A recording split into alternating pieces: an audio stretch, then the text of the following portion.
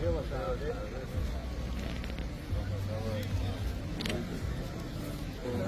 дней тому назад были на их важном мероприятии, посвященном Дню образования. Теперь наши братья находятся вместе с нами, празднуют День Победы.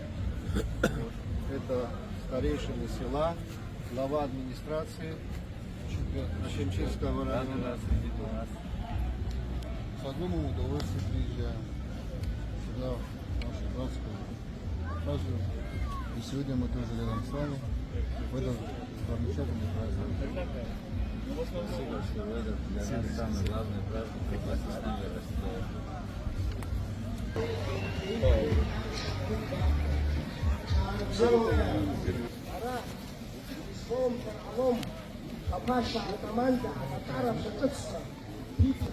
Аполлон Несторович Думава, премьер-министр Южной Осетии.